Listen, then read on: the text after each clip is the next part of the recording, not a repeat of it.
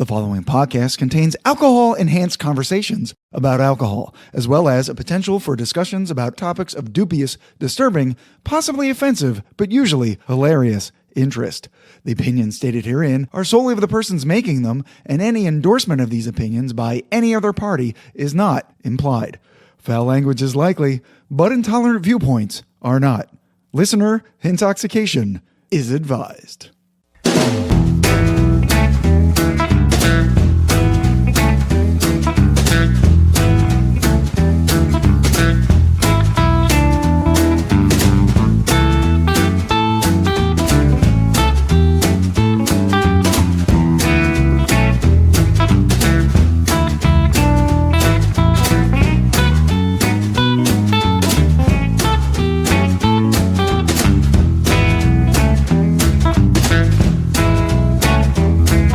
Hello and welcome to episode 72 of the Whiskey Tangent Podcast. I'm Scott. I'm Ed. And today we're doing something we've never done before, tasting seven whiskeys from the same company in a single podcast episode, and that company is Lost Lantern. Although we featured their very first whiskey expression, the American Vatted Malt Edition No. 1, over 3 years ago during the height of the pandemic on part 3 of our Sourcing Whiskumentary, we thought it was high time to catch up with them again and taste what they've been up to since. Also, all of these whiskeys in this collection are sourced solely from the Midwestern states of Ohio, Illinois, Iowa, Indiana, and Wisconsin. And Ed's here to help get the high proof party started by stating the 7 singular certain-to-be succulent spring season spirits we'll be sipping on tonight. That's right, Scott, and well done. So we've broken the tastings tonight into 3 parts. Part 1 is going to be all right, which will include their blend, which was a blend of ryes from 5 distilleries in 4 states called Flung Rye. We'll also be tasting Middle West Spirit Ohio Straight Rye single cask, Tom's Foolery, another Ohio Straight Rye in a single cask.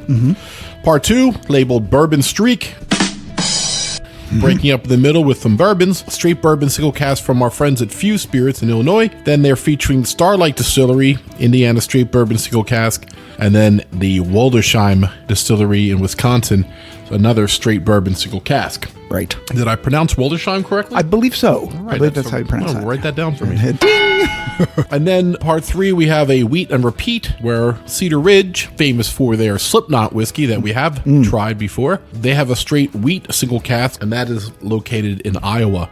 And then we're going to finish up with the Far Flung Rye Repeat to see how their spring season expression, does it taste different after we taste all those other whiskeys? Yeah, did we learn something about these whiskeys? Yeah, can we taste some of the things in there? Yeah. And we're going to rank our favorites. So Scott's going to give us a brief history of our friends from Lost Lantern. That's right. Just a few paragraphs of that, and then we'll go right into what the spring season collection, all 7 that we're going to taste. And this is from their marketing materials. So here we go. All right.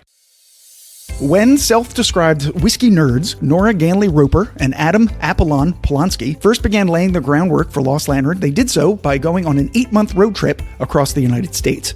Beginning in 2018, they visited over 100 distilleries, meeting with the founders and distillers to see how they make their whiskey and how their region's climate influences it. It was the perfect way to explore the full landscape of American whiskey, which led them to their first expression, which I mentioned in the intro, a blend of American Single Malt sourced from small craft distilleries throughout the western states. It was delicious. It was. And although they can't spend 8 straight months on the road anymore, they still travel extensively around the country visiting distilleries. In fact, their travels are so important to their mission of shining a light on the independent spirit and spirits of America, they will only work with distilleries that one or both have visited in person. Nora got her start in the wine and spirits industry as a sales manager at Astor Wine and Spirits, one of the country's top retailers, and her love of wine gradually translated into a deep fascination with distilled spirits. She went on to work in operations for several startup companies, learning how to build and grow a business, and now as general manager, she handles all production and operations for Lost Lantern. Adam, for his part, was a senior whiskey specialist at Whiskey Advocate, the country's largest and oldest whiskey magazine, for whom he wrote extensively about whiskeys from around the world. As Lost Lantern's official whiskey cask hunter, Adam works with distilleries that people may not have discovered yet to source unique and special casks. But ultimately, the goal of Lost Lantern is to tell the stories of these local distilleries and why whiskey lovers should know about them with full transparency about what the whiskeys are, where they came from, and why they're unique. And now the spring season collection in particular. The Midwest is one of the most exciting and dynamic whiskey regions in the United States. And the most overlooked, let's just say that, right? Yeah, yet it's one that whiskey drinkers often overlook. Very good. Other regions like the Pacific Northwest and Texas might have a higher profile, but Midwest distillers are making truly wonderful world-class whiskeys that stand out because of a unique combination of the region's rich agricultural legacy, distinctive climate conditions, a culture that marries tradition with innovation, and unparalleled access to diverse, high-quality grains that deeply reflect local terroir that can be savored in every bottle. Lost Lantern's new collection celebrates these regional attributes with 7 distinct bottlings that Ed already told us about, all of which are available for purchase at lostlanternwhiskey.com, sealbox.com, select retailers in New York and California, and Lost Lantern's new tasting room in Vergennes, Vermont. As always, the whiskeys are cask strength, non-chill filtered with no color added. In addition, Lost Lantern is launching an educational series on Midwestern whiskeys through its website, which will highlight other great Midwestern distilleries beyond this collection.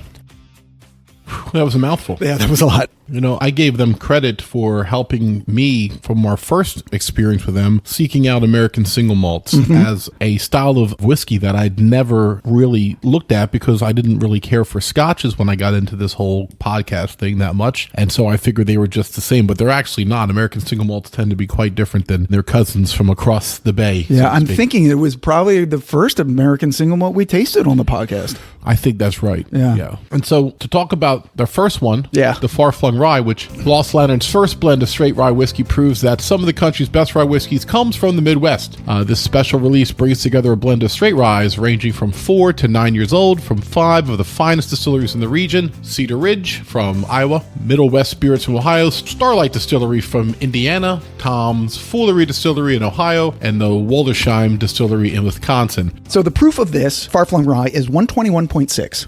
These are all high proof. All cask strength. The mash bill is not disclosed. This is the only one that's not disclosed because I guess it's hard to calculate all the blends that they did. The age is between 4 to 9 years. Scott could have figured it out. Right. If you gave me the proportions, I could have figured it out. 4 to 9 years, as Ed said. The price is $100 for this. They only made 486 bottles. Yeah. And this is actually the most amount of bottles they have in this entire collection. Yeah, these are all very, very exclusive releases. So if you want one, don't wait. Yeah. So we're going to taste this. I have their tasting notes. There haven't been a lot of professional ones because it just came out a week ago. And I figured for consistency's sake, we'd use their tasting notes that they sent. Oh, that's a nice fruity smelling rye, actually. Yeah, it took a second smell for it to come out. First, it was like a little vanilla, a little ethanol, and then the fruit comes out. Yeah, it doesn't really smell too much like a rye, or at least what you'd expect. I'm getting some graham cracker.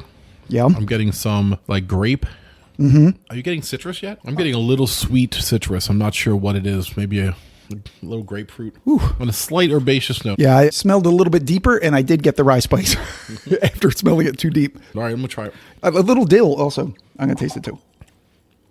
The dill's present on the finish. Ooh. It's like a spicy fruit flavored candy. It reminds me of a little strawberry almost. Really, I didn't get that, but they have to be so pleased with this. Yeah. Oh, wow, it's so complex. Ooh. Sometimes I criticize blends for not being blended, meaning all the flavors of the different whiskeys hit me separately.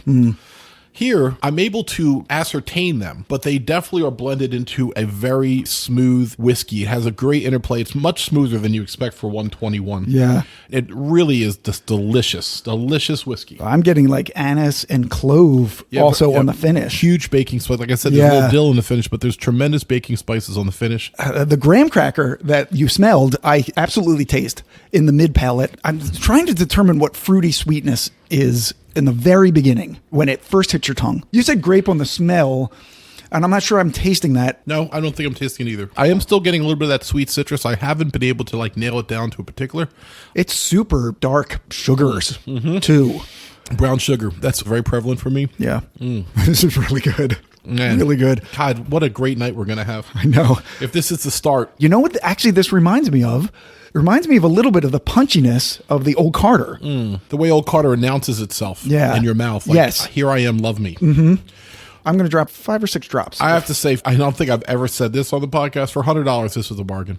Like, this could easily be a $150 bottle. Because of its rarity and because of the complex flavors and how much work went into it, this might be the bargain of 2024. Those who like to go out and get something special. Yeah, and there's more than this than anything else. I don't think we should taste anything else. We should just go home at this point because, I mean, I'm so in love with this Far Flung Rye. The shortest podcast episode ever. Good night, everyone. I guess we owe it to them to try all their whiskeys. Oh, all right. We have 6 more. Might as well. And then we're going to taste this again, which is the best idea we ever had. I actually might go online and buy one of these bottles. I mean, that's how much I love it. Yeah, Wow. Yeah, I think I might. So the strawberry that I was getting on the nose, I get kind of a hint of that, but it's what I like to call the Swedish fish thing, where it's a very particular fruit sweetness that's not necessarily an actual fruit. Right. I get it. Like a fruit candy in a way. Yeah. Yeah, like, so that might be why I can't nail down a specific citrus fruit. Maybe it's just sweet citrus flavor. Oh, so remember those little strawberry candies that the wrapper looked like a strawberry? Yes, yeah, it's a hard candy. It was hard candies. And That's kind of soft that in the sweetness. middle. Yeah. Candied strawberry. Yes. Wow, we've never had that taste. No, that's a new tasting note. All right, so what were we supposed to taste on that? Okay. Their tasting notes are bright rye spice and fresh cut grass on the nose. Okay. Ooh, interesting. Let me try to go. Let me smell that now. I mean, there is a herbaceousness on the nose. I guess sometimes you can be suggested toward it. Yeah, I mean, But we mentioned that we weren't really getting a lot of rice spice on the nose but initially. you smell dill at the very end. Yeah. And dill and fresh cut grass are in the same family, I would think. I'm getting more like leather now. Yeah. But anyway, that's on the nose, and a spicy palate with rich oak, hints of dark chocolate, and warm bread. It's so funny that we're not getting the same thing that they did. But that's Oak fine. And warm bread. Yeah. Everyone's going to taste what they taste. But this has so much more, I think. Yeah. I think they kind of want us to figure out what we're tasting. Yeah. I mean, they gave some things that they felt were obvious. Right. And this is just from their marketing material that I took this from. All right. So we're going to the second whiskey. Tom's Foolery. All right. Tom's Foolery. So I have the description, and Ed has the stats on this one. This is Tom's Foolery, Ohio, straight rye single cask. Tom's Foolery began as a hobby. A barn, a still, and a family with a passion for quality and tradition. Since 2008, founders Tom and Leanne Herbuck have been making whiskey in a pot still the way it had been made before 1850 and the way cognac and scotch is still made in Europe today. Although they do grow a portion of their own fruits and grains, they also source from local farmers to create their 5 bourbons, 4 ryes, 4 applejack expressions. And at Tom's Foolery, Mother Nature is in charge. Located in the snow belt of northeastern Ohio, where the seasons are strong, their rickhouse is unheated. So, intensely hot summers and below zero winters combine to create less oaky, fuller bodied, and more complex spirits. Wow. So the proof of this is our lowest of the evening, 116.5. Not something I would actually call thin. I know. So this will give you an idea. 116 is the lowest. So the mash bill is very interesting, Scott. You're going to love this.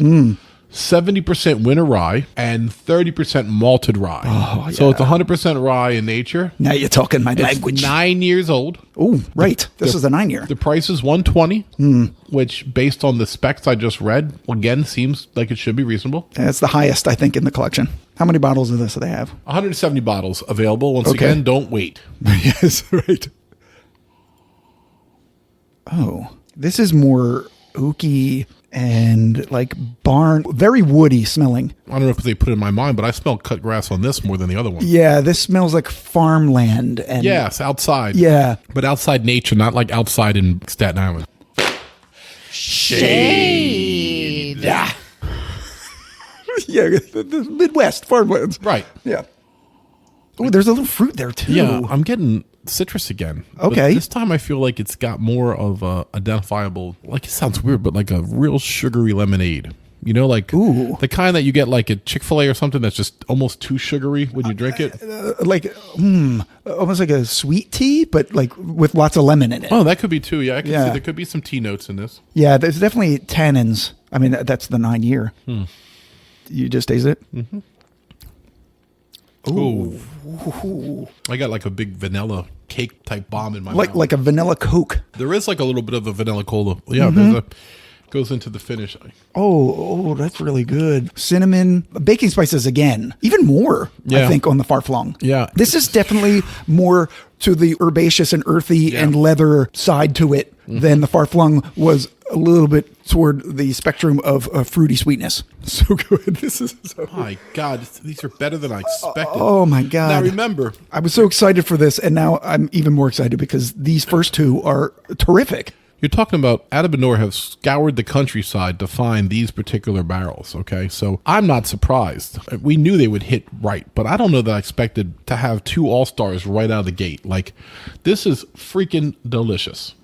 Normally, it would be a little too rye for me. I mean, it's very rye spice. This is way spicier than the blend was. Yeah. I mean, it's all rye. I'm still getting some lemon. Are you getting any lemon? I did, but it was in the context of like the sweet tea with lemon in it. I put some water in it. Okay. There is a citrus sourness. Okay. The pleasant citrus sourness. Yeah, not like a bad not sour the finish, quality. Right? That's not on the finish. That's like No, it's like in the middle. Middle of it. Right. Yeah. Because the finish is delicious. It's so peppery and sweet. Oh my God. With the water in it. Water is it's amazing. So good. I just did it too. We both put water at the same time. It opens up so many different flavors, and it mutes a couple of the strong, like the spices muted a little bit, so I can taste a little bit more of the sweet notes. Like Yeah, it sweetens it a bit. yeah, like a vanilla pudding. Is that wrong? I don't know. I think I like this better than the Flung. I can't make that decision No. because it's a little Yeah, we're not going to like score them. We're just going to rank them. our favorites. Yeah, because they'd all get like 9.5s, and then it was like, well, we can't figure out which one is which. But I mean, I think this was a little hotter to me, even though it's lower than the Flung. I'm getting like a baked apple now. Now you're just throwing hand grenades at me. Just to go along with those spices, almost like if you cooked apple pie, but you cooked it maybe a little bit too long, and all those apple spices and sweetness kind of got darker. Right. Like we were talking about before, the brown sugar and stuff. Oh my God, this is good. Wow. All right, we got to move on. This will be a 3-hour episode. if we No, move on. all right, so do the tasting notes. Fresh and elegant with hints of fresh cut grass, which I said I smelled that, Yeah. and lemon on the nose. And There's your lemon. There's a lemon, right? Rich rye spice, lemon custard, and balanced oak on the palate, and an extremely long, warm finish. Yeah, you really picked up on the Yeah. lemon. That's really Yeah, good. The lemon, and I even got vanilla pudding, and they had lemon custard, so that's interesting. So I kind of tasted them separately, a custard and a lemon. All right, but really good, really good. Yeah, I feel proud of myself. That was great. Yeah, I'm saving a little bit of this one. I'm trying to save a little bit of all of them. Okay, yeah. Until you make me drink them. Yeah, we can save these so when we rank them, we'll have something to compare them to later. Yeah, maybe. Yeah, so we'll do the third one, which is the Middle West Spirits Ohio Straight Rye Single Cask. Founded back in 2008, Middle West Spirits is focused on elevating the distinctive flavors of the Ohio River Valley. Their spirits honor their roots and reflect their originality as makers, their integrity as producers, and their passion for crafting spirits from grain to glass. Their state-of-the-art craft distillery is located just north of downtown Columbus, Ohio, where they distill, age, and package all of their bourbons, ryes, wheat whiskeys, vodkas, and gins using non-GMO food-grade materials to ensure the best possible end products. The proof of this is 126. So Wow. the highest we've had so far. The mash bill is not disclosed, but they do say what the grains are. It's a 4-grain Ohio soft red winter wheat, dark pumpernickel rye, yellow corn, and 2-row barley. The age is 4 years. The price is $90. There's 197 bottles available. All right, let's see what we got. Ooh. I mean, how distinctive these three have been from each other. Yeah, this one has a little bit of a pungent nose, a little sour nose. Oh, you know what it smells like? It smells like an old book. Yeah, I don't know what that means, but I know what you're saying. But I'm not The getting paper of an old book, but also sweetness. Cinnamon. Definitely cinnamon. I'm Yeah. going to get to that in a minute. That was the first thing I smelled. Okay, I smell book. No, I smell cinnamon. Old book. All right, so I'm going to tell a Dune story. So I read Dune when I was 15 years old because I saw the David Lynch film. And my parents were like, well, that wasn't very good, but I liked it. And they're like, we have the books. So in the attic where they had a whole bunch of old books. And this smell reminds me of when I was 15 years old reading Dune for the first time. How's that for a tasting note? Siobhan would be like, so this reminds me of 1983. Yes, that's the year. I can do math. Ed does simple math. Did you taste it? Because I'm still stuck on the smell, which I love. Very herbaceous to me. It's very leathery, tobacco, maybe a little vinyl. But not a bad off-putting vinyl like PA ryes tend to do. But, ryes tend to have that. They can. Right. Especially younger. Yeah. So I'm going to taste it now. I'm getting similar notes off the taste, although it's sweeter than you expect from the nose. This is way more herbaceous than the first two that we had. Definitely is. This is a rye drinker's rye. This is not my cup of tea as far as the ryes I like. It's hot. I need to try it again. Yeah. I put a couple drops of water on because this is really hot. Yeah. I mean, I like it because it's... This is right in your profile. Yeah. This is made for you. I'm also getting that papery quality I got on the nose in the taste as well. Yeah. I'm getting a little bit of sweetness of a caramel to it, but it's the spice and the herbaceous flavors that are dominating this whiskey. This is leather. This is some dill. I get a lot of dill on this. I don't know if you're getting dill on the finish. So on the finish, I'm getting actually more sweetness. If you don't get any dill in this, I'll be stunned. Did you put water in? I did. Okay, so I just put it in. Well, there. that's when I got it, when I put the water in. Okay. Ooh, that makes it nice. It takes away whatever that paperiness that I was getting. Yeah. I mean, it is sweet on the finish, but I'm finishing with dill. I'm getting more leather now. The sweetness just tastes like, I don't know, just general sweetness, not anything in particular. It's sugary. Yeah, general sweetness. His truth would never follow in battle. Guys, don't you feel like fighting today? Come on. No general sweetness. Shut up. We like General Mirth. He's funnier. Yeah, so number 3 is the most unique. Very unique. Very rye unique. that I've had. I prefer the first 2 better, but I think some people, this would be their favorite. Yeah, this is really great, but it is the most unique of the 3. The first one I think is more approachable, which I guess a blends would be. The second one I think is probably my favorite in this first 3 that we did, but I just really enjoyed this. Yeah. Tasting notes. Notes of rich chocolate mousse and warm rye spice on the nose. Oh, with cocoa nibs, nutmeg, cinnamon, and leather-bound books on the palate. You read that ahead of time. I'm not buying it. I did not. I'm throwing a protest flag that you picked out books. No, it's the smell. It took me. I told you the whole Dune story. How could I just make that up? Because you were up last night writing, because you read ahead. Hey, you got lemon on the last one. I did. All right, we're writing it down in the ledger. The ledger of grievance. the unledger. We are so dumb.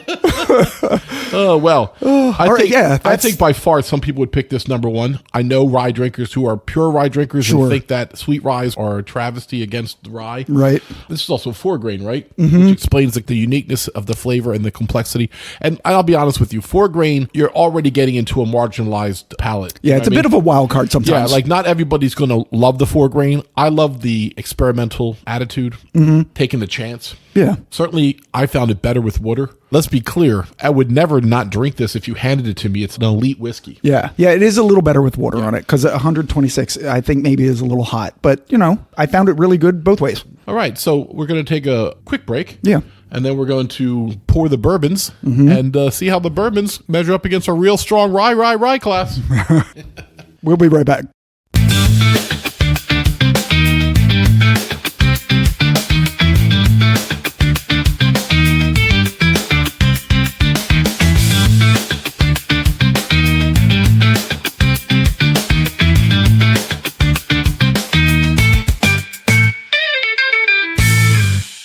All right, so we're back. But before we taste the bourbons, a few days ago, we got online with Adam and Nora and talked about this spring line of theirs. And so we want to drop the interview in here so you guys can get their input before we continue. Yeah.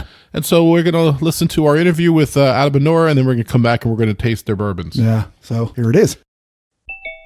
There they are. Hello. How's it going? Pretty good. How are you? Good. We're good. Yeah. Just getting our audio set up so it sounds good. We have a microphone, but it always takes a minute to get things to come through correctly. So is that the same mic you've had since we interviewed you like 3 years ago? Because we talked about how clear we're like, man, they sounded so clear. Because I think you had like a Yeti or like. Yep, same one. I'm like, should we get them or no? Like, we like being in the same room because then we can decide who's answering what question like on the fly. We don't even like to be in the same house with each other. In fact, I refuse by my contract now. We only do remote. He's such a diva. Well, we were just talking about how long ago. It was like December 2020 was when we interviewed you. Oh, wow. That was like right at the early, right after. You guys were babies, and so were we. You were only our second interview ever. Oh, wow. Yeah, you had just released your batted American Single Malt, and you sent us a sample of that, and we featured it on a whiskey documentary on sourcing because we thought it was a very interesting way to source whiskey, what you did with that. Cool. Yeah. Yeah, because you got like 6 or 7 barrels and blended that together into your own recipe kind of. And 12 barrels from 6 distilleries together. And now we do a lot of that. Yeah. Yeah. So the ones that we're looking for the spring collection, these are kind of like single barrels that you picked for their flavor profile. And then what did you do with them after you bought the barrels? So our single casks are always just a barrel that we thought was really unique and interesting from a distillery. Like a barrel pick. Yes, but we get access to a much wider array of flavors. So usually when a store or a bar buys a barrel, they're generally buying something that is exactly what is in profile. And they can only buy barrels from distilleries that distribute in their state. So for us, we're getting access to a much wider array of barrels from the distilleries we work with. And also, especially in the case of our Midwest collection, these are generally distilleries that are only available in a handful of states. And so most stores and bars wouldn't be able to get their hands on barrels, period, from those distilleries. Right. That's what I wanted you to make a difference. Because I think a lot of people, their local liquor store bar will have a barrel pick, but it's not the same thing as what you're doing because you have an access at a different level and you're able to get stuff that maybe has a different even mash bill or flavor profile that are available to the public. Yeah. And part of it is that a lot of the times, if you're buying a regular barrel pick, it's probably going to be of a distillery that you already know that you like. Whereas you're trying to encourage people to trust our name and take a chance in this distillery that they may not have tried before or maybe haven't tried in a long time. There are 2,600 distilleries around the country now. That's like more than any one person could ever try, even us. But we do a lot of deep research. We're trying, though. We're trying. We're doing our best. The four of us are doing our best out to cut that number down.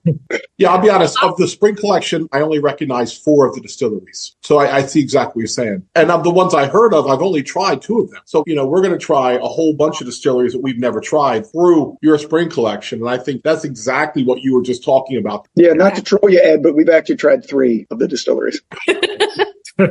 Cedar Ridge? Yeah, Cedar Ridge. So not theirs is specifically the Slipknot, yeah. I thought maybe Slipknot was from there. Darn it. Okay.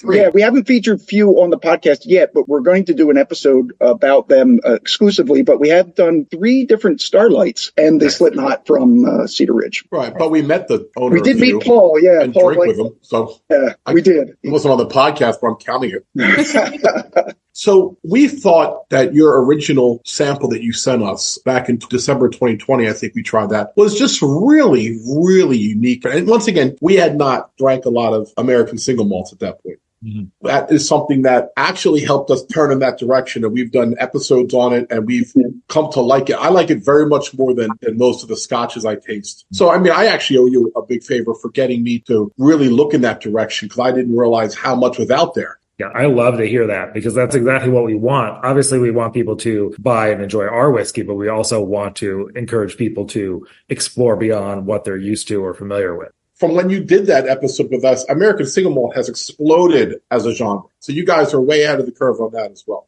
We do our best. Yeah. I'm talking too much, Scott. Take over. Well, it's a good segue from that vatted malt that you sent us before, where it was a blend of different distilleries' products. The Flung Rye is also a blend of, is it all of the distilleries in the collection? So the overall theme of the spring collection is our first ever regional collection, and it's entirely focused on the Midwest. Just to get out of the way, we are not Midwesterners. We live in Vermont. Nora grew up in Vermont. Vermont is definitively not part of the Midwest. But throughout our travels have consistently come back to the Midwest as a region of the country that we think both is producing really, really high quality and interesting whiskey and a place that a lot of people don't really know about, with the possible exception of Starlight. Yeah, the intention behind Flung Rye was basically to bring together all of the things that we see and are excited about from the Midwestern cooler climate style of whiskey.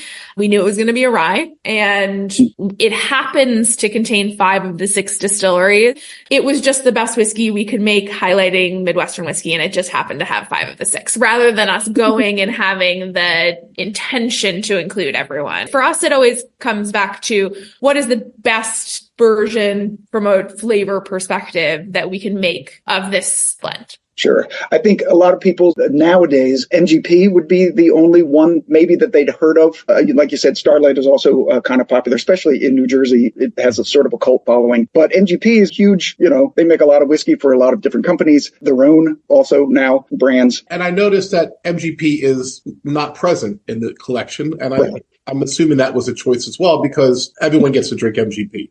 Right, exactly. If you are paying attention to what independent bottlers of American whiskey are doing, you probably already know MGP. And we don't think that in this context, we really had anything of value to add there. We'd be like, here's a single barrel cask strength with MGP. That's cool. Everybody has one of those. We did like including in Indiana Distillery and Starlight in the blend, in that it's probably one of the first blends that includes Indiana whiskey that is not from MGP. I also think that MGP, because it's so large, it doesn't have a lot of the regional characteristics of Midwestern whiskey. You do get some of the aging climate, but the grain that they're sourcing is much different than the distilleries that we're featuring in this collection that are by and large buying from local sources and working with farmers very closely. So it's a different approach to making whiskey. Like, we love MGP whiskey, but we just don't like, for us, this conversation specifically is what happens when people are making whiskey that is very focused on their local ecosystem. Yeah, I think that's so true. When we drink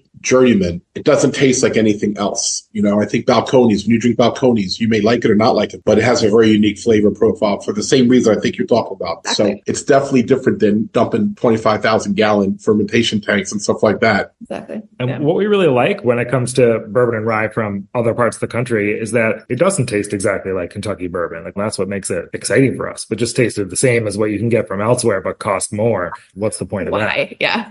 Do each of you have a favorite of the spring collection? Both of us are very partial to Flung Rye as the blend that we... It took us 3 months to put together, so we have spent a lot of time with that puppy. So, yeah. Yeah. Among the single casks, my favorite is the Cedar Ridge malted wheat whiskey, which is a 6-year-old 100% wheat. It's an unusual style of whiskey that a lot of people haven't tried and wouldn't necessarily know what to expect from it. It is not at all like the very soft and light 80 proof wheat whiskeys that you sometimes see from other places, and is like full and densely packed with flavor, but also has this really beautiful soft texture to it, and is at cask strength of 120-ish proof. So that's the one that I keep going back to, and I'm really excited for people to try and see what they think of it. Yeah. And I think for me, from single casks, it's the Tom's Foolery, because it's 9 years old, but age works differently in cool climates. So there are really two things that make a whiskey, I'm simplifying this, taste mature. It's barrel extraction and interaction with oxygen over time.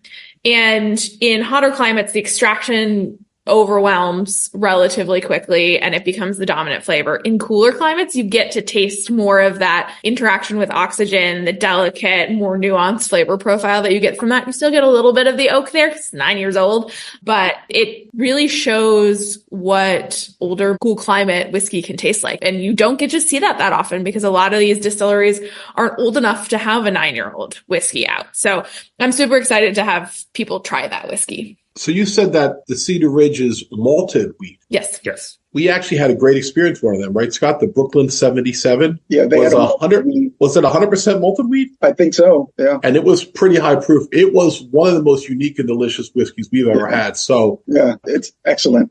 We've actually done a single cask like that from Brooklyn. Brooklyn. So you've tasted that? This is like the cousin of that. It's a little bit younger, but it's the same general, really unique, delicious profile. Right. That Brooklyn wheat cask that we did, we put that out in late 2022, and we still get people emailing us asking if we have any more of it, which we don't, except at our tasting room. But it's really become one of our cult hit casks. So we're hoping some people who love that give the Cedar Ridge wheat a try, because it is a similar vein. Yeah, the wheat whiskeys are interesting because, as you said, the lower proof ones with not a lot of wheat in their mash bill taste kind of, I don't know, weak or strange. Woodford has one that we didn't really care for. And the Bernheim wheat from Heaven Hill, that's also not really that great. But the malted wheat one that we've had, and of course it's Whips and Whiskeys from Journeyman, that's also excellent. So like, I guess the higher amount of wheat, and if you malt it, it just creates this completely different type of wheat whiskey that people are used to. Totally. It's a different ballgame. I like that you mentioned a few other distilleries in the Midwest, because the distilleries that we've selected that we're releasing whiskey from are places that we're really excited about, but they're not the only ones. This whole region really is a hotbed of interesting distilleries, like including ones you've mentioned, like Journeyman in Michigan, Koval in Illinois. New Holland in Michigan is an amazing brewery that makes great cask finished bourbon finished in their stout casks. far north, a farm distillery in Minnesota, Whiskey Acres, a farm distillery in Illinois, Spirits of French Lick in Indiana. There's tons of great stuff, and we really want people to explore the region more. Everyone needs to be paying more attention to the Midwestern whiskey. That's basically the message. Yep. Yeah. Agreed. It gives us fodder for more podcasts.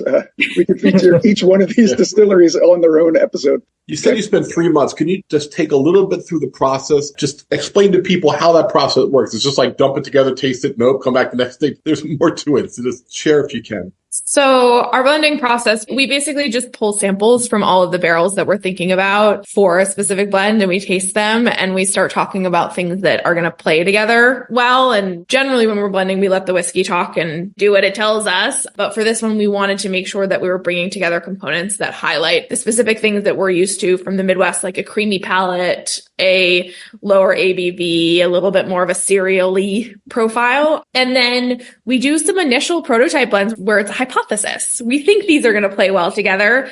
We let them sit for a couple of days and then we taste it. And some of them it's like, nope, we were wrong about that. And some of them you say, wow, those are playing together really well. Now let's start adding components over the top to bring out the complexity. So we build from the bottom. The unique thing about far-flung rye is we got it like 85% of the way there. And with the things that we had in our warehouse, we could not get it to the place that we wanted it to. So you called Murphy Quint from Cedar Ridge like 4 days before Christmas and said, we really need some of your malted rye. We had some barrel samples. We played with it with our blend, adding that into the mix. And it was like, that's the thing. And at the same time, I feel like it's a difference compared to where we were in 2020 is there are a few places that we've worked with pretty regularly now. And we've gotten to know the team there really well and work well with them so that we can just call someone up and say like, hey, we need a rye barrel instantly. How can we make that happen? And they're down to do it. And that's the nice thing about being a little more established, even as we continue to work with new distilleries all the time. Like Few Spirits from Illinois, Wollersheim from Wisconsin, and Middle West from Ohio are all new partners for us with this collection. I guess the one other thing from blending that is worth adding, while we generally, one of us is the blending captain for a certain release where we run the show and we build the profile. Every flight that we put together, both of us taste and both of us give feedback. And when it comes to the final blend, unless both of us say, yes, it's there, we keep going. It's nice to have someone to bounce off of because really your palate is your palate and it's not, you're trying to represent the world. Speaking of the world, can you share with us what states you're available in? So in stores and bars in New York and California, otherwise through e-commerce partners, if you go to our website, lostlanternwhiskey.com, and you put in your state, we'll tell you how you can get it to you. Between the stores that we partner with, we're able to ship to 40 states now. And I'm not going to rattle off all of them. That's fine. Yeah, it's worth noting that now, since we talked to you last, we have a tasting room, which we're sitting in right now in Vermont, and we have a full warehouse, storage, and bottling facility. So we're doing everything in-house now. So if people are close to Vermont, right, they can pop here, and we have a number of things that are long sold out that are available for purchase here. We held back an archive of everything we ever released so that we could eventually put it out here. Yeah, it sounds like we need to take a trip. We're close enough. I've been up there to ski years ago. Yeah, I've been up there to drink in the lodge. Just don't do it during the eclipse. Because the eclipse, when that comes out, they're expecting the state population to increase by like 50% for 3 days. Oh, is it coming through there? So you'll be able to see it? Nice. Yeah, we get totality, which is pretty awesome. Oh, that's awesome. That would be a great name for a whiskey brand.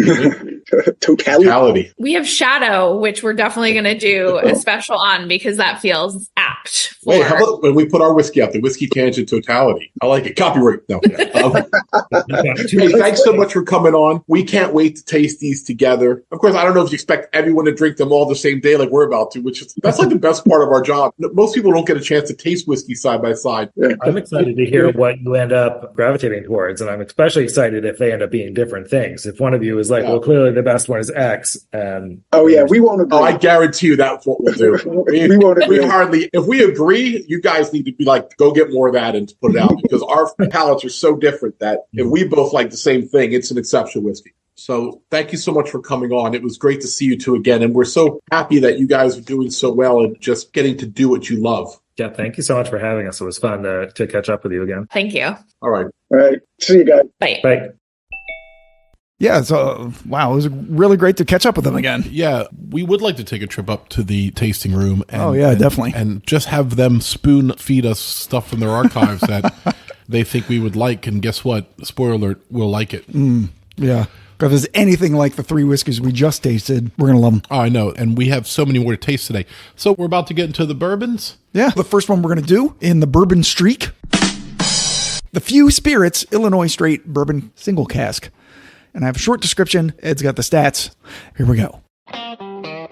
In 2011, founder and distiller Paul Hletko, inspired by the history of his hometown of Evanston, Illinois, a growing suburb just north of Chicago and once upon a time a hotbed of the temperance movement, he set off to pursue a new style of urban whiskey that would be the equal to that of his friends in Kentucky. Also, creating a whiskey in the seat of Prohibition seemed like a good place to start a bold, paradigm-breaking whiskey brand. And so, tucked away down a dark back alley in Evanston, you'll find an old chop shop where they make innovative and flavorful grain-to-glass bourbons and ryes, proof, as ever, that appearances can be deceiving. The one that we're having today, the Few Spirits Illinois Straight Bourbon Single Cask, is much higher than their normal expressions. Yeah. This one's 124.6. Their mash bill is 70% corn, 20% rye, 10% malted barley. Very traditional, I think. Yeah. It's aged about 5 years. They're putting out 200 bottles of this, and this is pretty affordable at $90. You put these in the right glass, right? I did. Ooh, a lot of baking spices on the nose, right? No, I'm not getting that. I'm getting Interesting. Like, I'm getting more of a cinnamon on the nose. You don't get cinnamon? No, not initially, no. I mean, I'm getting real traditional bourbon vanilla too, like a vanilla or caramel. I'm getting a. I'm not getting any of that. yeah. Maybe I didn't pour the right ones in the right glass. What I'm getting is, for lack of a better word, a machine component, a metallic kind of. You might want to go rinse your mouth out and Put soap in your mouth. all right, Father Nelson. Oh. Like a clove, maybe. I'm getting baking spices. Trees. I'm getting weird nosing notes off of this one. All right, I'm getting trees. I'm gonna try it. Ooh, that's nice. I'm still getting vanilla, very traditional on the palate now. It tastes like a vanilla-infused bread dough or something. Are you getting any baking spices on the taste? Yes. Yes. Because I've lost the clove, but I'm getting a whole lot more cinnamon now. Absolutely cinnamon, like nutmeg and allspice. Okay. Maybe a bit of citrusy cardamom. All right. Maybe. Interesting. It's very sugary, vanilla sweet. Yes. In the very beginning of the palate. Yeah. And you know what? They wanted me to taste chocolate on the rise, but I'm getting a little bit of a chocolate on this, like a... Okay. Milk chocolate, though, right? Yeah, not a dark chocolate. Yeah. Like part of the vanilla sweetness is blending into chocolate. So when I tasted vanilla, now there's almost like a coffee note on the end of it, but I'm thinking it's more like a vanilla chocolate kind of. Maybe like a hazelnut.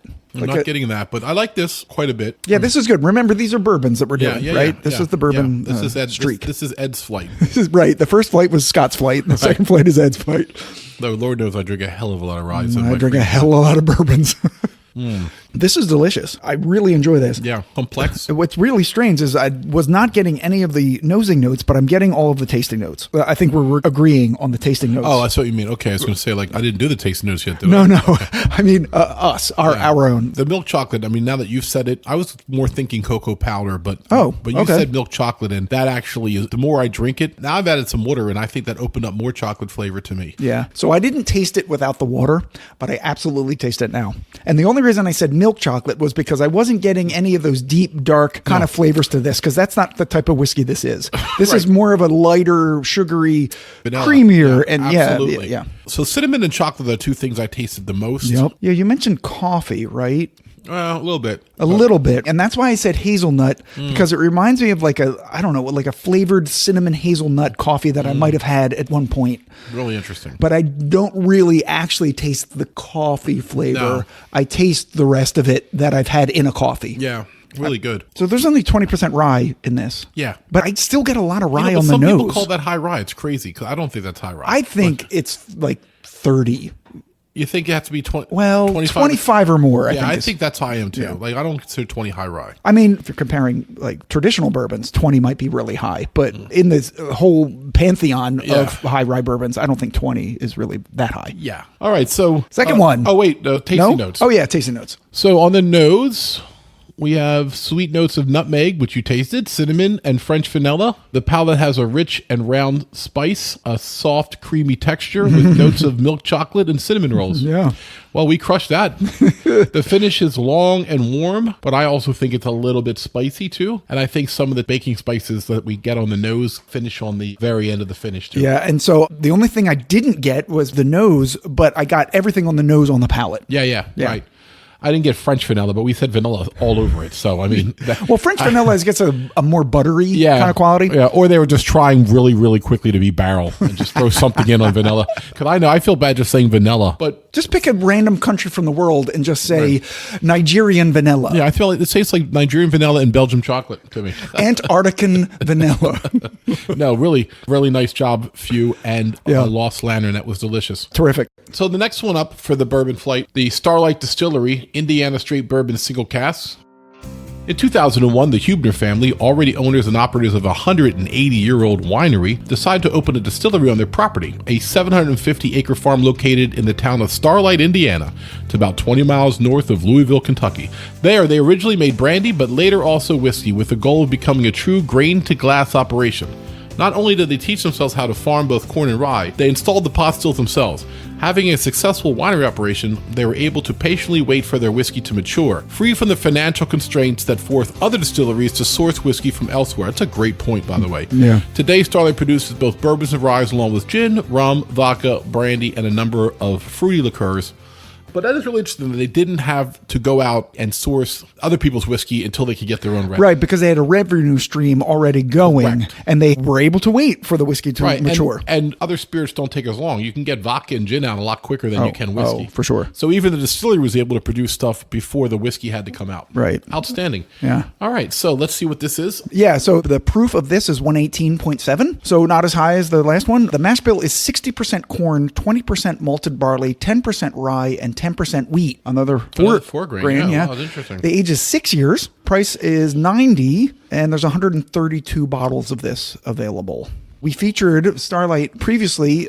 We did their double oak bourbon on a short in season 7. We did blackberry flavored whiskey on Laddie's Night, That's the episode right, the 59, flavored whiskey one, which was delicious. That was the best flavored whiskey of the night by really far was. because it was really a whiskey. Mm-hmm. And the port finished single cask rye on Jess Vault in season 9. Oh shoot, that's one I forgot about. Yeah. Okay, interesting. So we drank quite a bit. They're like our best friends. Yeah. Oh, that's neat. I smell like tobacco on the nose. And the nose is much more herbaceous than the Few was. Yeah, Leather, right? tobacco, absolutely. I'm not getting a lot of sweetness on the nose yet. I really like the nose. It's really cool. I get a sort of a tea quality also. Black tea. I get tannins from that. Yeah. Yeah, not a lot of sweetness. That's crazy. For a bourbon. I just tasted it. I'm getting your cherry. Like a black cherry on it. Oh, for sure. Yeah, just tasted it. But also more herbaceous notes that you might find in a rye. Yeah, very much so. I'm getting some wet tobacco. Oh, yeah. I'm getting mint. Mint. Yes. It's so clear. Man, this is very herbaceous. What's the rye? It's only 10% rye, isn't it? Yeah. So it's 20% malted barley, 10% rye, and 10% wheat. So it's only 60% corn. Yeah. That's why this not is quite as so sweet. herbaceous. Yeah. Yeah. Oh, this is good. This one I really gravitate to. This is right in my wheelhouse. It's so much cayenne pepper. It's inflaming my tongue and my upper palate. It's so good. Scott's getting aroused. I just went back and sipped the Few just to contrast it. Yeah. The Few tastes so sweet. It tastes like a chocolate milkshake right now. I'm going to do the same thing. thing. You got to taste it. It's so different coming off the herbaceousness of the Starlight. Oh my God. I mean, if you want to drink the Starlight first and have the Few for dessert, like no kidding, man. It's like Thanksgiving dinner over here right now. I can taste the chocolate now. Yeah. Yeah. So Nora and Adam, I'm talking to you right now. Drink the Starlight and then drink the Few, and you're going to realize what a chocolate milkshake the Few turns into. That's delicious. Going back, I mean, ooh. Wow. Did you put water in yours? I did. I put 5 drops. I didn't put as much as the other one. Okay, so I didn't. I didn't want to ruin the herbaceousness by watering it down. So, all right, so I'm going to put 7 drops. How about that? So I would want to put this on like a big globe and let it go on a little journey. Because the flavor of this, I think, will change a lot. Yeah, I feel what like I'm the 118.7 proof here is good for it because putting some water on it does bring out some extra stuff, but I don't think it should be as high as the other ones in the 120s. It's better at like 116 or 115. Yeah, it's because the flavor profile of this is so strong, I think it could hold up to a globe. Yes. So do the tasting notes. Yeah. I want to see if we hit anything. All right, so tasting notes are rich and creamy on the nose with notes of cherry, nutmeg, okay. fresh oak, and chocolate on the palate. The finish is very spicy, full, and long. I mean, no offense to Lost Liner, but they taste chocolate in every whiskey they put out.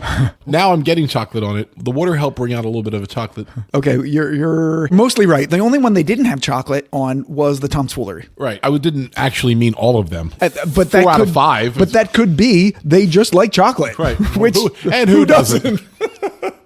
Not picking on them. I'm just saying. I know. I don't think I've heard so many chocolate notes. That's in a true. row, Because you can taste chocolate in whiskey, but it is rare to have 4 out of 5 of the whiskeys that we've tried so far have chocolate on the palate. Right. Yeah. I bet the next one has chocolate in it too. Well, don't look ahead. I'm not. I'm just betting. Listen, this may speak to their flavor profile of what they're trying to put out. So Exactly. they scour the country looking for chocolate notes.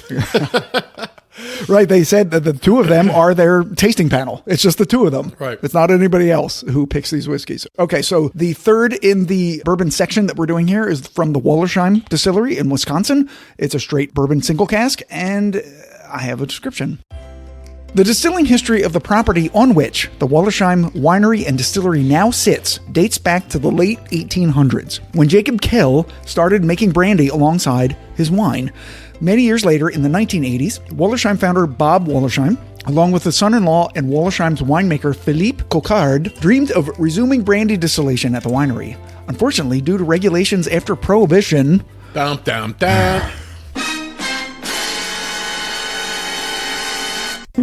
Wisconsin wineries were not allowed to distill, so the distilling dream was put on hold. But when state law changed in 2009, Ed, Jesus. they purchased a copper pot still and started making Coquard brandy, reawakening the tradition of distilling at the property. Today, they continue to make the brandy, but also create award-winning gin, vermouth, absinthe, and of course, bourbon and rye.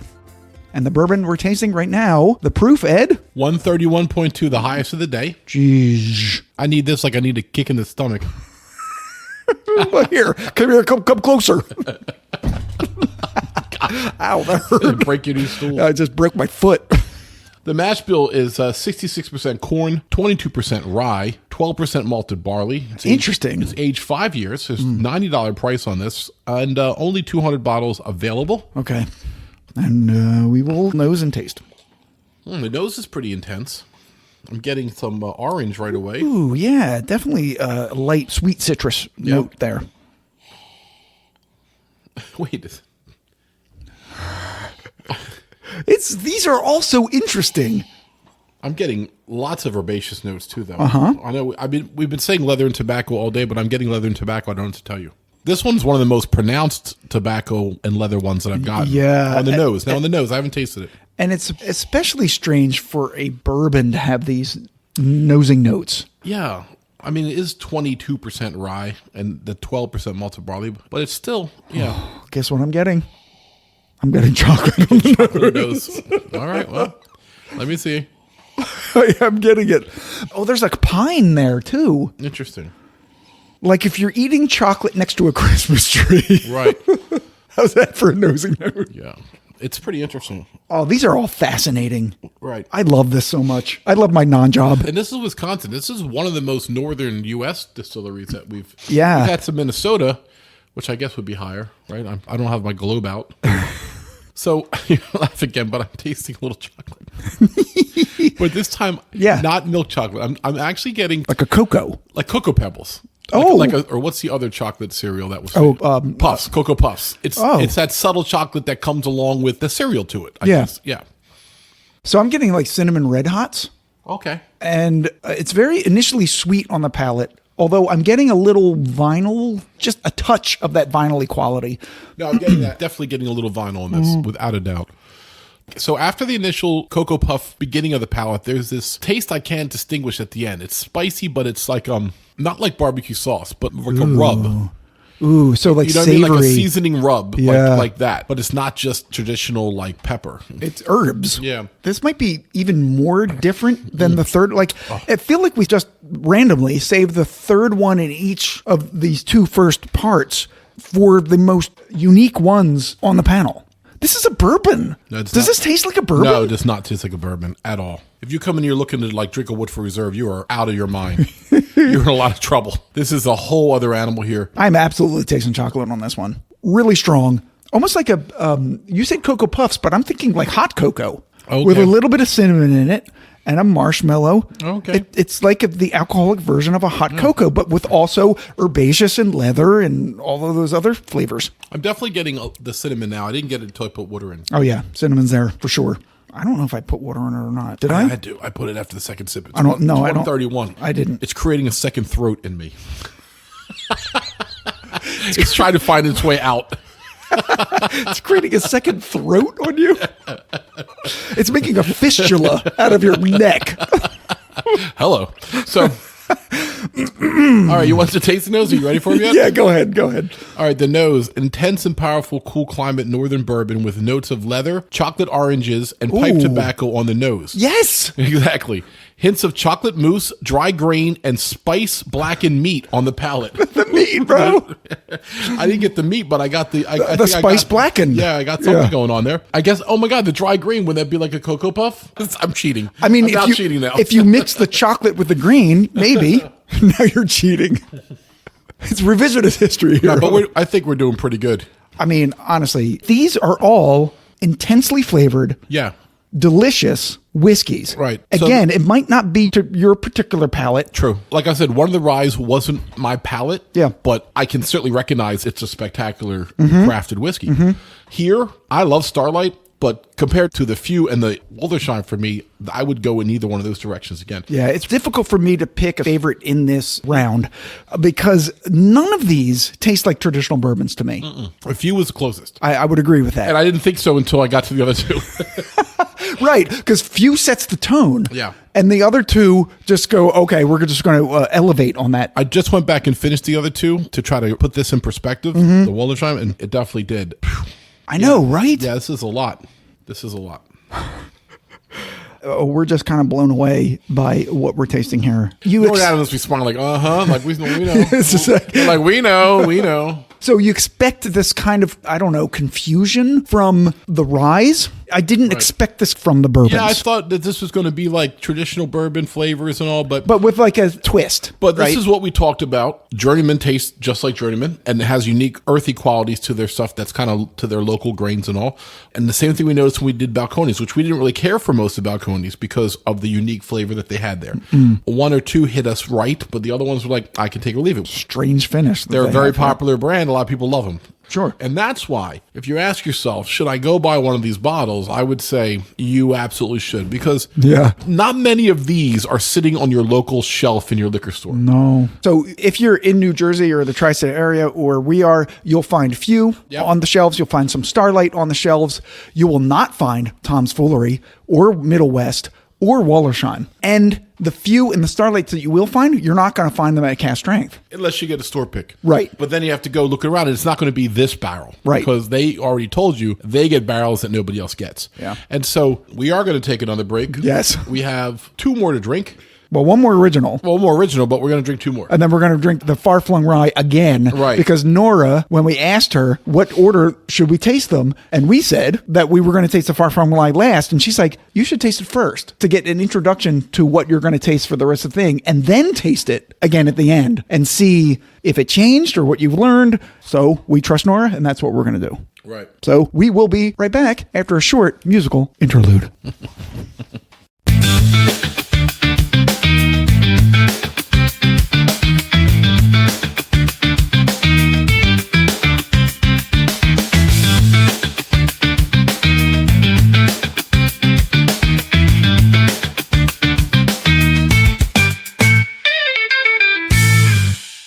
All right, we are back for part 3, Wheat and Repeat. And the first whiskey that we're going to taste is the Cedar Ridge, Iowa Straight Wheat Single Cask. Ed has a description. The Quint family has farmed and distilled spirits for generations in the town of Swisher, Iowa. But it wasn't until 2005 that Jeff Quint founded a commercial distillery. That means they were just making it and drinking it themselves, I guess. That he called Cedar Ridge because he believed it was long past time for Iowa, the #1 corn-producing state in the U.S., to share its homegrown bourbon with the world, thus becoming the first licensed distillery in Iowa since Prohibition. Again. 2005. My God. Get over it, people. Prohibition just destroyed so much. It really did. From the American Single Malt to their multiple award-winning Iowa bourbon, each bottle of Cedar Ridge whiskey offers the best of authentic Iowa craftsmanship. They store and mill their own farmed corn on site, ferment and twice distill it to a higher proof, and store the barrels of distillate in a non-temperature controlled rickhouse. Because of Iowa's consistently inconsistent weather, is that actually, can you say that? Yeah. You can be consistently inconsistent? Well, sure. I guess that sounds like my workout regime, so yeah. Which aids in the expansion and contraction of the barrels. Their spirits take on their rich aromas and flavors more quickly than other regions, with an angel share of 18%, well above the industry standard of 12%, yielding intensely flavored yet cleaner and more approachable sipping whiskeys. So, yeah, we featured Cedar Ridge before, the Iowa #9 from the band Slipknot on the Metal Whiskeys episode number 48. Oh, what a calm, peaceful episode that was. It was. Ed especially was very calm. It was delicious. We really liked it. Yes. So the proof of this particular expression that we're going to taste right now, which I'm super excited to taste, especially after Adam said how close it was to the Brooklyn wheat whiskey that we had before. The proof is 123.1. The mass is 100% malted white winter wheat. Brian. Hello, Brian. Aged 6 years. The price is $90. There's 203 bottles of this, and we will start smelling. The nose wasn't overpowering. It's a little more subtle than I thought it would be. Yeah. It's good. It's sweet. There was a tiny bit of initial sour kind of scent, but then there's like aged wood. It smells like an old barn. That sounds terrible, but that's what's coming to mind. Ooh, caramel and brown sugar and leather. Yeah, it's funny because the herbaceous notes are so strong. I'm getting like a creme brulee vanilla sweetness, but underneath a huge layer of mint, tobacco, and leather. Yeah. On the nose. Ooh. So the sweetness, I always say cherry, but I feel like there's a dark cherry there in the scent. I'm glad that we took like a 5-minute break so I could really approach this kind of fresh. Because I felt like my palate was kind of burned out. Did you taste it? About to. For 123.1 whiskey, it is so smooth. Oh, it's very sweet though, right? It is. It's very sweet. There's so much in this. I'm having a little bit trouble. Yeah, because this is our 7th whiskey. I will say this. It is not as complex as some of the whiskeys I've had tonight because I think of the solid mash bill. It might be the most delicious whiskey of the night though. For me, in my palate, this is a home run. I completely agree with you. It is delicious. I'm getting a little bit of sweet orange. I'm getting, like I said, the creme brulee vanilla cream. I got to figure out the fruit I'm tasting. I think it's dark cherry. This tastes like a Dr. Pepper, like a black cherry Dr. Pepper or something. My freaking God, this is good. This is so enjoyable. You're right, though, that this isn't as it's not as densely layered. But what's here is extraordinary. Perfection. Yeah. God, this is good. And this is the reaction that we had on the wheat whiskey episode to both the Brooklyn and the Corsets, Whips, and Whiskey. Yes. Wow. Adam was not lying. No. So it's really funny because people don't know what my favorite was up to this point. But I will leak it because I think it's kind of poignant that it was the tomfoolery that Nora said was her favorite. It was mine too. And this is the first one that's kind of toppling that. It's right there. Shit, I wish we had more of the tomfoolery right now. We do actually have it. I know we do. We could open it. Because Amy from 1027 Communications was nice enough to send us two sets. We have a complete set that we haven't opened yet because we just want to drink them on our own. We don't need to drink that much because we already have 7 to drink. Right. We just poured 1 ounce each Right. of all of these. Otherwise, we would have been wasted that would by this point. right. If we drank all of them ourselves, it'd be 14 ounces, and we would have had to carry us out of here. And if you've ever tried to carry me somewhere, you'll understand why. Like, I'm almost done this already. I'm just crushing this, so I'm going to put that down a minute. Yeah. Put that down and let it breathe a little bit. Did you put water in it at all? Yeah, I just put 5 drops. You did? Okay, I'm going to do that. I don't know that it changed anything. It's just went from great to just as great. Yeah. I'm not tasting anything extra. It's got the sweetest finish I've ever had on a whiskey. Yeah, the end of it has an overtone of herbaceousness, but the meat of the finish is sweet. Yeah, it's a very sweet whiskey. But not overly sweet, not off-puttingly sweet or simplistically sweet. It's, wow. Oh my God, I'm so blown away by this. All right, I'll buy a Tom Foolery. You buy this. Okay. What do they want for this? I mean, it's a bargain at $90. Oh, hell yeah, bro. Yeah. Hell to the yeah. Yeah. So let's do the tasting notes of this. Very spicy on the nose with notes of black cherry and vanilla shortbread and a palate that's bold and warm with baking spice and cinnamon coffee cake. All right, I'm all Yes. over that. I mean, it's very vanilla. It's a vanilla bomb for me. Wow, Cedar Ridge. Whew, goodness. I don't have much else to say besides that. The only thing I don't know is this my favorite, because I can't really remember the Tom Foolery now because it's so far in the beginning. Yeah. Do you want to open the other Tom Foolery? Yes, I want that. I want to try them both side by side. All right. So I can get my true number one. Okay, we're going to do that. One eternity later. All right, Ed couldn't wait, so he chugged it right. I started drinking. He's like, stop, wait, we have to get back on the air. I'm like, shit, I want to try the Tom Foolery. So we have a little Tom Foolery in our glass here. Ooh, the scent of it is really Yeah, I'm interesting. going to do them side by side like it. Pretend this is a finals to the Whiskey Madness. Oh, no. Oh, they're both so expressive on the nose.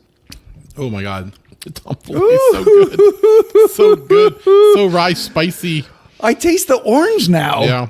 I mean, they're different because it's rye and wheat, so I feel like the rye is a little bit of a lighter flavor. That's what's best in your mouth today. Same rules as a Whiskey Madness. Same rules. Oh my God, these are so good. All right, so I'm going to put this over here on the side, Okay. and we're going to taste The Far Flung Yeah, now it's time to bring this up because one last time. this was my favorite initially, even when I was done the rye round. But then when I went back and tried them side by side, the Tom Foolery kind of won the day. Yeah, The nose is mild compared to the other two right now. it is, but it's still delicious. Nosing note. It's really good, but it just is slightly less dynamic than these two. Yeah, and I feel like it's meant to. Yeah, right? absolutely, absolutely. Yeah, definitely the most approachable, I think, for general whiskey drinkers. I mean, remember, this is 121 proof, Yeah. and it doesn't taste 121 It's proof. like 110, 107. In our initial tasting, we got sweetness, fruitiness. And I'm getting that even more now. I am getting that as well. Yeah, so this is the time that we're going to rank all of these, the 7 whiskeys that we've tried tonight. And most of this will be cut, but maybe Ed will say something funny. Make jokes, monkey. I'm just too intense on trying to figure out what I know. These are amazing. 6.5 hours later. So here are the results. Yeah. So the number one.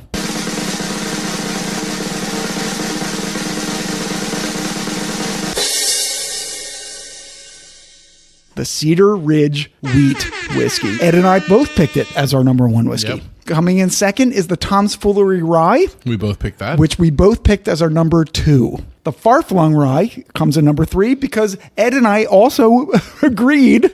We this picked has it as never our, happened before. as our 3rd. The 4th, again, we both picked the Wollersheim Bourbon as our 4th favorite whiskey in this. I was just going to say tournament because we just came out of the tournament. Right, into our Midwest competition. Yeah, in this episode, Midwest Showdown. So this is where we differed. But what ended up happening with the Midwest Rye, the Few Bourbon, and the Starlight Bourbon, the way we picked them ended up all tied. Okay, you're right. So again, Cedar Ridge Wheat, the Tom's Foolery Rye, the Flung Rye, the Wollersheim Bourbon, and then the Middle West Rye, the Few Bourbon, and the Starlight all tying for 5th. As you heard the interview, we promised Nora and Adam we wouldn't pick the same. And yet we did.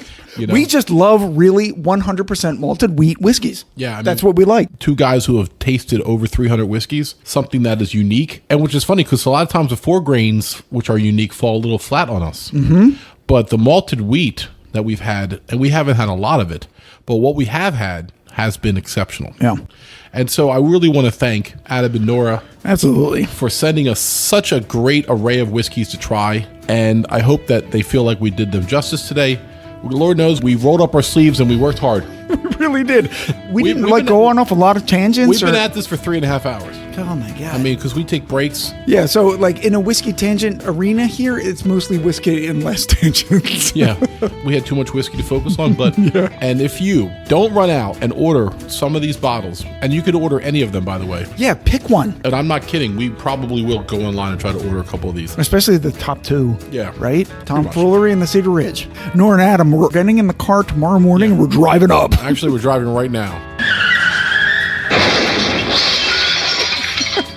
But listen, they could have sent us a couple. Had they sent us their 3 favorite, we still would have done really well. Oh, yeah. Because that was our 3 favorites. That's right. That was our 3 favorites. So thanks again to them. And for the Whiskey Tangent Podcast, I'm Ed. I'm Scott. Cheers, everybody. Drink good whiskey. Why wouldn't you? Later.